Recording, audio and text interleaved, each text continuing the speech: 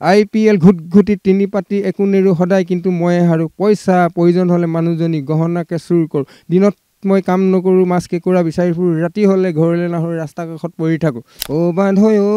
ঐ ঐ বান্ধৈ বান্ধৈ ঐ বৰগীত ভটিমা মা মা শিকিছোঁ ভালেকৈ আৰু নাম আছে বুলি অ বান্ধৈ বৈকুণ্ঠলে যাওঁ 7 দিন 7 ৰাতি ভাগৱতত সোমাই দিলোঁ কিছু কথা বুজি পালোঁ নিজক মই চিনি পালোঁ বাৰ্থডে ৰিচিপশ্যন সকলো বাদ দিলোঁ নামখাৰ শিকি ল'লোঁ ভূৰটান কিনি ল'লোঁ হৰণ ভজন লৈ ল'লোঁ মায়ে মোক আশীৰ্বাদ দিলে এইটোহে আচল পথ এতিয়া তই ভূৰতাল বজাই দে বজাই দে বজাই দে বজালেও না বাজে ভগাবিন নাহিল জীৱনলৈ সুখৰ দিন হয় মই আছোঁ মৰিয়নিৰ অসম নাগালেণ্ড সীমান্তৱৰ্তী খেৰেমীয়া গাঁৱত আৰু আমি আজি উপস্থিত হৈছোঁ এজন অতি বিশিষ্ট এজন চহা শিল্পী প্ৰচাৰ বিমুখ এজন চহা শিল্পী যি নিজৰ সৃষ্টি বিষয়ে হয়তো সিমান তেওঁ যে কি সৃষ্টি কৰিছে আৰু তেওঁ সৃষ্টিৰ যোগেদি এটা বাৰ্তা প্ৰেৰণ কৰিব বিচাৰিছে সমাজত সেই বিষয়ে তেওঁ হয়তো নিজেও বৰ ভালদৰে অৱগত হোৱা নাছিলে যদি শেহতীয়াকৈ সামাজিক মাধ্যমত এজন চৰ্চিত ব্যক্তি ভোগেশ্বৰ গগৈ আমি তেখেতক আজি বাসগৃহত উপস্থিত হৈছোঁ আমি আপোনাক NP নিউজৰ তৰফৰ পৰা আপোনাক আমি আদৰণি জনাইছোঁ আপোনাক শুভেচ্ছা জ্ঞাপন কৰিছোঁ হয় ময়ো NB নিউজৰ সমস্ত কৰ্মকৰ্তালৈ মই ঘৰৰ পৰাই অভিনন্দন জনাইছোঁ আপুনি শেহতীয়াকৈ আমি দেখিবলৈ পাইছোঁ যে সংঘৰ অধিৱেশনৰ সময়টো তাৰপিছত আপুনি বিভিন্ন ধৰণৰ আপুনি পেৰডিমূলক গীত গাইছিলে আৰু সেই গীতৰ যোগেদি আপুনি বাৰ্তা কিছুমান প্ৰেৰণো কৰিছে গীতৰ যোগেদি তো এয়া আপুনি প্ৰথমৰ পৰাই গাইছিলে নে আপুনি সেইদিনাখনে আৰম্ভ কৰিছিলে নে কেনেকৈ কৈছিলে আমাৰ দৰ্শকক অলপ কওক হয় মই পেৰডি গীতবোৰ 2010 চনৰ পৰাই নামৰ অনুষ্ঠানত যাওঁ পাঠৰ অনুষ্ঠানত যাওঁ তাত ধেমেলীয়াকৈ এই পেৰডি গীতবোৰ প্ৰথম মই বাবুৰ গীতটো গাইছোঁ পেডেল মাৰি মাৰি আৰু নাম আছে বুলি অ বান্ধৈ বৈকুণ্ঠলৈ যাওঁ এইটো অকণমান আপুনি আমাক গাই শুনাওক আৰু নাম আছে বুলি অ বান্ধৈ বৈকুণ্ঠলে যাওঁ ভাবোতে নাম অ বান্ধৈ হৃদয়তে পাওঁ কৃষ্ণ কৃষ্ণ বুলি আমি এনে বলিয়া হৃদয়ত আছে কৃষ্ণ চিনিব নোৱাৰা আহক শুনাই সকল বাপ সকল সবে মিলি হৰি নামকে গাওঁ আহক শুনাই সকল বাপ সকল সবে মিলি হৰি নামকে গাওঁ তাৰ মাজত মানে গুৰুজনাৰ এইটো পদ সোমাই শুনি উক সৰ্বজন কৃষ্ণৰ চৰিত্ৰ এনেকৈ ধৰণে গুৰুজনাৰ লিখা পদ আহে শুনি উক সৰ্বজন অ বান্ধৈ কৃষ্ণৰ চৰিত্ৰ আতপৰে আন পুণ্য অ বান্ধৈ নাহিকে কলিত আন ধৰ্ম কৃষ্ণৰ লগতে গুচি গইলা এক স্থান হুয়া হৰি নাম মাজে ৰইলা আতপৰে আন পুণ্য অ বান্ধৈ নাহিকে কলিত এনেকৈ যায় আপুনি এই যে গীতবোৰ যে আপুনি গাইছে গীতবোৰ যে আপুনি গাইছে এয়া আপোনাৰ পৰা কাৰোবাৰ আপুনি কাৰোবাৰ কোনোবাই আপোনাক গাবলৈ কৈছিলে কাৰোবাৰ পৰা অনুপ্ৰেৰিত হৈ গাইছিলে নে আপুনি নিজৰে মানে ধৰক নিজৰ ফালৰ পৰা আপুনি এইখিনি সৃষ্টি কৰিছিলে নিজৰ ফালৰ পৰা তাৰমানে কিয়নো মই আগতে দিহানাম গাওঁ দিহানামৰ দল এটা আছিলে বিয়া পতাৰ পিছত প্ৰায় 15 বছৰমান গোৱা নাছিলোঁ এদিন আমাৰ পিছৰ সময় এটা দলে মোক লগ ধৰি লৈ কোৱা যি এজেগাত নাম গাবলৈ যাম ওলাব। মই বোলো নাযাওঁ, এইবিলাকতো বাদ দিলোঁ। নাই ওলাব, আপুনি যাব, আপুনি গ'লেহে যাম, নহ'লে নাযাওঁ। সেইদিনাখনেই মানে মনতে ভাবিলোঁ তো তাত যাম যেতিয়া নতুন এটা বস্তু মই সৃষ্টি কৰিব লাগিব।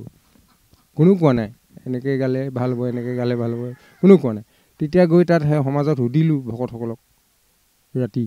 যে মই বিহুসুৰীয়া দিহানাম এফাকি গাওঁ, আপোনালোকে অনুমোদন দিব নিদিয়ে ভকতসকলক? ভকতসকলে বোলে গাওক, দিহানামহে গাব, অকণমান বিহুসুৰীয়া হ'ব যেনিবা। তাৰপৰা যেতিয়া এই নামষাৰ গাই দিলোঁ, মানে সেই অনুষ্ঠানটোত যিমান আহেসকল আছিলে ৰাতি কোনো এগৰাকী ৰৈ থকা নাই, সকলোৱে নাচিবলৈ লাগি গ'ল। তো মনতে ভাল লাগিলে, বেয়া হোৱা নাই চাগে, এনেকৈ ধৰণে সেইটো ৰাখি থ'লোঁ। এনে আপুনি কি আপোনাৰ জীৱিকা কি? আপুনি কেনেধৰণে আপুনি জীৱন পৰিয়াল পোহপাল দিছে বা পৰিয়াল কোন কোন আছে? মোৰ পৰিয়ালত 5জন আছিলোঁ। ডাঙৰ ছোৱালী যোৰহাট চেনিজান ভৰুলোৱা গাঁৱলৈ বিয়া হৈ গৈছে। তাৰপিছত আমি এতিয়া 4টি প্ৰাণী আছোঁ, ছোৱালী এজনী, ল'ৰা এটি, আমাৰ এগৰাকী আৰু মই। জীৱিকা বুলিবলৈ প্ৰতি সম্পত্তি 2 বিঘা পাইছোঁ, খেতি মাটি, বাৰী মাটি অকণমান। এই চাহ বাগিচাই মোৰ ভাইটোহে, মোৰ নহয়, মোৰ নাৰিকলজোপাই সীমা। তো শাক পাচলি খেতি কৰোঁ, ঘৰৰ যি উপাৰ্জন হয় বস্তু হয় কেতিয়াবা বজাৰলৈ নিওঁ, নহ'লে আনৰ পৰা কল বা কচু ঢেকীয়া বিচাৰি এনেকৈ ধৰণে জীৱিকা নিৰ্বাহ কৰোঁ। আৰু বিশেষ অন্য মানে বিশেষ ব্যৱস্থা নাই। হয়, এজন চহা কৃষক আৰু তেখেতে কৃষিকাৰ্য কৰিয়ে জীৱন নিৰ্বাহ কৰে, পৰিয়াল পোহপাল দি আছে। প্ৰচাৰ বিমুখ এজন শিল্পী আৰু শেহতীয়াকৈ যি সামাজিক মাধ্যমত এটা ব্যাপক আলোড়নৰ সৃষ্টি কৰিছে তেখেতৰ এই গীতসমূহে, পেৰডি গীতসমূহে। এই গীতসমূহৰ যোগেদি তেখেতে সমাজত কিছু বাৰ্তাও প্ৰেৰণ কৰিবলৈ চেষ্টা কৰিছে। তেখেতে আৰু 2টামান পেৰডি গীত গাইছিলে, যিটো অতি জনপ্ৰিয় হৈছে। আমি তেখেতক সেইটো গুণগুণাবলৈ আমি অনুৰোধ জনাইছোঁ। আপুনি আৰু এটা আমি শেহতীয়াকৈ শুনি খুব এটা জনপ্ৰিয় হৈছে, ৰহেদ বুলি এটা আছিলে, সেইটো আপুনি অকণমান আমাৰ দৰ্শকক অকণমান গাই শুনাব। অ বান্ধৈ অ বান্ধৈ বান্ধৈ বৰগীত ভতিমা মা মা শিকিছোঁ ভালেকৈ। অ বান্ধৈ বান্ধৈ বান্ধৈ বৰগীত ভতিমা মা মা শিকিছোঁ ভালেকৈ। এইবাৰ মই ভকত হ'ম, এইবাৰ মই ভকত হ'ম, ভাগৱতৰ শপত মই ভকত হ'মেই হ'ম, সঁচাকৈ ভকত হ'মেই হ'ম। ধুতি এখন কিনি ল'ম, পঞ্জাবীও চিলাই ল'ম, ডিঙিত গামোচা গাত চেলেং মেৰাই ল'ম, সঁচাকৈ ভকত হ'মেই হ'ম। অ বান্ধৈ বান্ধৈ বান্ধৈ বৰগীত ভতিমা মা মা শিকিছোঁ ভালেকৈ। 7 দিন 7 ৰাতি ভাগৱতত সোমাই দিলোঁ, কিছু কথা বুজি পালোঁ, নিজক মই চিনি পালোঁ। বাৰ্থডে ৰিচিপশ্যন সকলো বাদ দিলোঁ, নামষাৰ শিকি ল'লোঁ, ভোৰ টান কিনি ল'লোঁ, হৰণ ভজন লৈ ল'লোঁ। মায়ে মোক আশীৰ্বাদ দিলে, এইটোহে আচল পথ, এতিয়া তই ভোৰ তাল বজাই দে বজাই দে বজাই দে। নিত গধূলি হ'লে বাইদেউ ঘৰলে যাওঁ যাওঁ লাগিব, পিছে নেযাওঁ মই নেযাওঁ। তিনিআলিৰ ৱান শ্বপৰ ৰঙা নীলা বটলবোৰ দেখি লওঁ লাগিব, পিছে নলওঁ মই নলওঁ। অ বান্ধৈ কীৰ্তনে ভাগানি ল'ম, হে বান্ধৈ ঘোষাৰে ভাগানি ল'ম, হে বান্ধৈ নিতপুৱা গধূলি মই তাকেই গাম। সঁচাকৈ ভকত হ'মেই হ'ম। অ বান্ধৈ বান্ধৈ বৰগীত ভতিমা মা মা শিকিছোঁ ভালেকৈ। মদ খাওঁ, ভাং খাওঁ, দাদাগিৰি ভাল পাওঁ, সৰু সৰু কথাতে য'তে ত'তে গতা পাওঁ। দিনত মই কাম নকৰোঁ, মাছ কেঁকুৰা বিচাৰি ফুৰোঁ, ৰাতি হ'লে ঘৰলৈ নাহোঁ, ৰাস্তা কাষত পৰি থাকোঁ। বৰা ভাত ঢাকনত থাকে, মায়ে সদায় গালি পাৰে, 3টা ল'ৰা ছোৱালী বাপেক হ'লি হেৰৌ বোপাই, এইবোৰ বাদ দে। বাটে সমনীয়াৰ আগতে পেঙেলাই কথাবোৰ কওঁ লাগিব পিছে নকওঁ মই নকওঁ ৰঙালী ভোগালী বিহুত বইলাৰ গাহৰিবোৰ খাওঁ লাগিব পিছে নেখাওঁ মই নেখাওঁ চেঙে মাৰি গোটাই ল'ম ভেদাইলতাও আনি ল'ম 100 এবিধ শাক গোটাই মই খাম সঁচাকৈ ভকত হমেই হম অ বান্ধৈ ঐ বান্ধৈ ঐ বৰগীত ভতিমা মা শিকিছো ভালেকৈ IPL ঘুটি 3 পাতি একো নেৰো সদায় কিন্তু মই হাৰো পইচা প্ৰয়োজন হ'লে মানুহজনী গহনাকে চুৰ কৰোঁ দিনত মই কাম নকৰোঁ মাছ কেঁকুৰা বিচাৰি ফুৰোঁ ৰাতি হ'লে ঘৰলৈ নাহোঁ ৰাস্তা কাষত পৰি থাকোঁ বৰা ভাত ঢাকনত থাকে মায়ে সদায় গালি পাৰে 3টা ল'ৰা ছোৱালী বাপেক হ'লি হেৰ বোপাই এইবোৰ বাদ দে অ বান্ধৈ ঐ বান্ধৈ ঐ বৰগীত ভতিমা মা শিকিছো ভালেকৈ এইটোৱে গীত আছিলে আপুনি ইমান সুন্দৰভাৱে ইয়াত আপুনি কেইটামান বাৰ্তা দিছে আপুনি ইয়াত গুৰুজনাৰ কেইটামান আপুনি কেইটামান ভতিমা আপুনি সোমোৱাই দিছে এইখিনি আপুনি কেনেধৰণে এটা আধুনিক গীত আপুনি এটা আধুনিক গীতলৈ আপুনি কেনেধৰণে ইয়াত ভতিমা সোমোৱাই এইটো আপুনি কেনেধৰণে আপুনি বিচাৰ আহিলে আচল কথা এতিয়া ক'বলৈ গ'লে কিছু লোকে বেয়া পাব গুৰুজনাৰ যি ধৰ্ম এই ধৰ্মক কিছু লোকে মানে অলপ বিশৃংখলা সৃষ্টি কৰিছে দেখিছোঁ যে বহুতে নাম গুণ গাব জানে কিন্তু গধূলি বিপৰীতা কৰে ইয়াতে সেইটোকে ফুটাই থৈছে গুৰুজনাৰ যিটো আচল পথ সেইটো নকৰি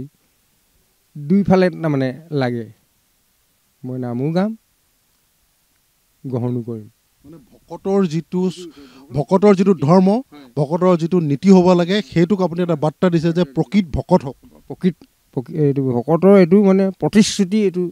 লৈ ল'ব লাগে যিসকলে ভকতক এইটো প্ৰতিশ্ৰুতি থাকিব লাগে যে মই এইখিনিলৈ নাযাওঁ হয় এটা সুন্দৰ গীতেৰে তেখেতে বাৰ্তাও দিছে আমাৰ গুৰুজনাৰ সৃষ্টিৰাজিও তেখেতে দাঙি ধৰিছে লগতে এটা বাৰ্তা দিছে যে যিসকলে প্ৰকৃত ভকত হয় যে কৈছে যে সুৰাপান কৰিলে কি হয় জুৱা খেলিলে কি হয় তেওঁৰ এই যিটো পেৰডিমূলক গীত এইটো এটা সুন্দৰ এটা বাৰ্তা হৈছে আমাৰ ৰাইজলৈ এটা বাৰ্তা আমাৰ প্ৰজন্মলৈ আমাৰ গাঁওবাসী অঞ্চললৈ ভকতসকললৈ বাৰ্তা যিসকলে ভকতটো হয় কিন্তু ভকতৰ যি ধৰ্ম সেই ধৰ্ম পালন কিমান প্ৰকৃততে কৰে এয়া আমাৰ ভোগেশ্বৰ গগৈ ডাঙৰীয়াই তেওঁৰ এই পেৰডি গীতত তেওঁ গীতৰ জৰিয়তে এটা বাৰ্তা দিছে আৰু সমাজলৈ আমাৰ যিসকলে ধৰ্ম কৰ্মত জড়িত হৈ থাকে যি গুৰুজনাৰ নাম কীৰ্তন কৰে তেখেতসকলকো তেখেতে এটা আহ্বান জনাইছে যে তেখেতৰ যিটো প্ৰকৃত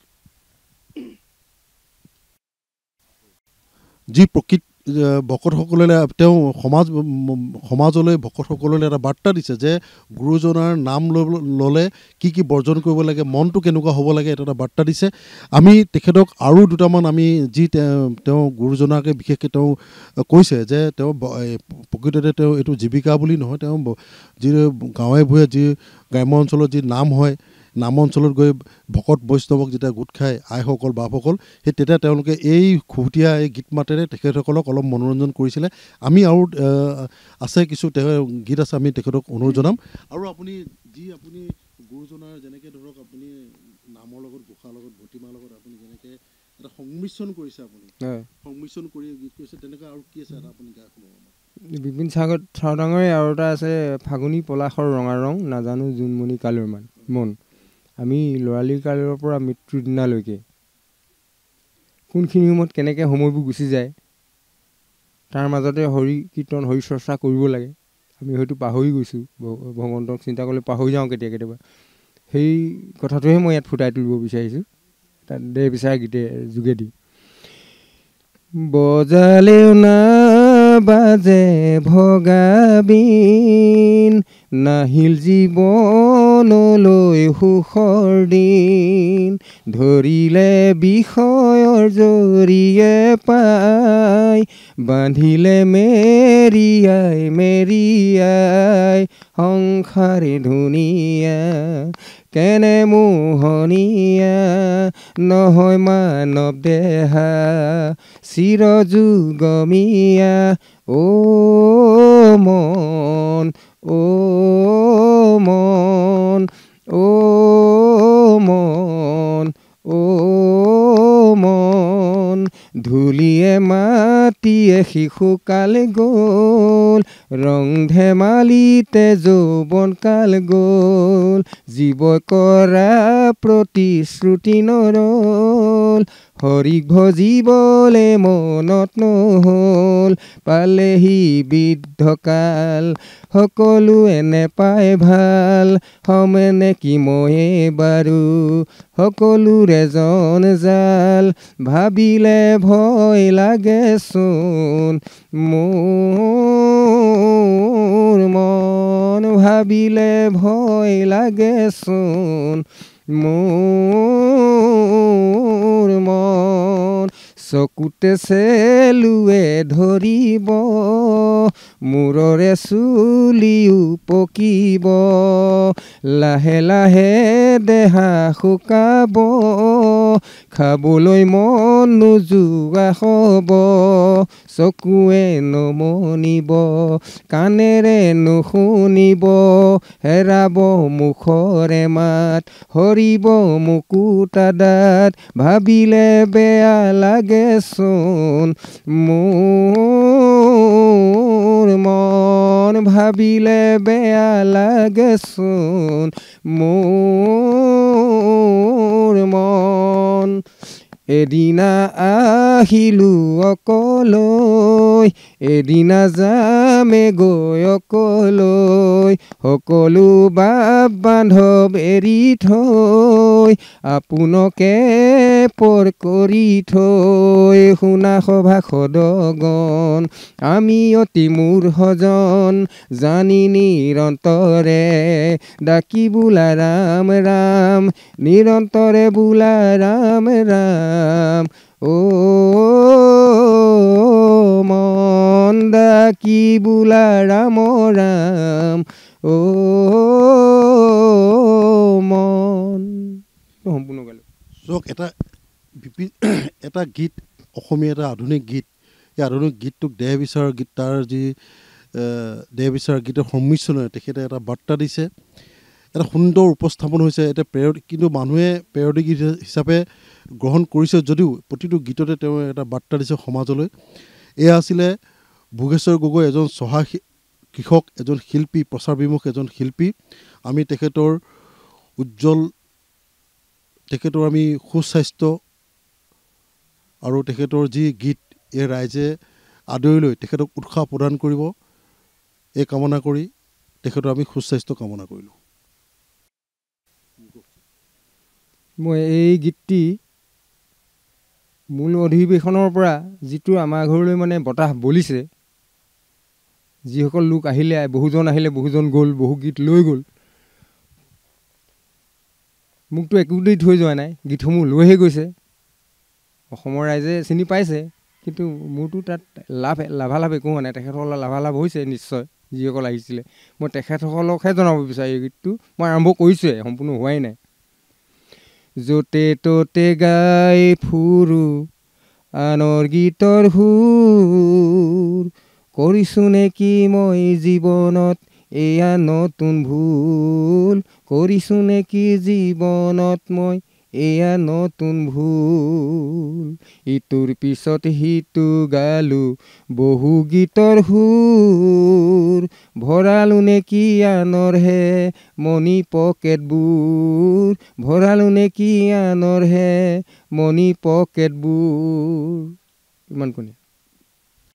মনত ভাবিছে আপুনি পৰৱৰ্তী সময়ত এইটো গান আপুনি গাব তাৰপৰা ৰাজীৱ ভদিয়াৰ এটা মই অলপতে কালিহে শুনিছোঁ গীতটো মোৰ ল'ৰাক উলিয়াবলৈ ক'লেহে হ'ব শংকৰ গুৰুজনা থকা হ'লে হৰিনামে গতি ক'লেহেঁতেন হৰিনামে গতি নে কিবা বুলি এটা আছে কিন্তু আমাৰ এই অঞ্চলত যে এতিয়া ৰাজীৱ ভদিয়াই শেষত লিখিছে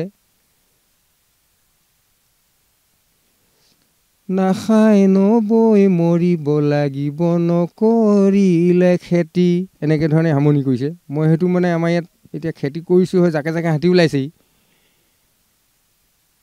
একেবাৰে শেষতো মই এনেকৈ ৰাখিম বুলি ভাবিছোঁ চৰকাৰে যদি নকৰে নিবাৰণ হাতী নেখাই নবৈ মৰিম লাগে নকৰোঁ মই খেতি নাখাই নবৈ মৰিম লাগে নকৰোঁ মই খেতি এনেকৈ ধৰণে শেষত এইটো একেবাৰে শেষত ৰাখিমগৈ এইটো তাৰ আগৰ পৰা মই গীতটো শুনা নাই এতিয়ালৈকে স্পষ্ট যেতিয়া শুনিম মই এইটো মই লিখি পেলাম বিহুলৈকে কথা দিছোঁ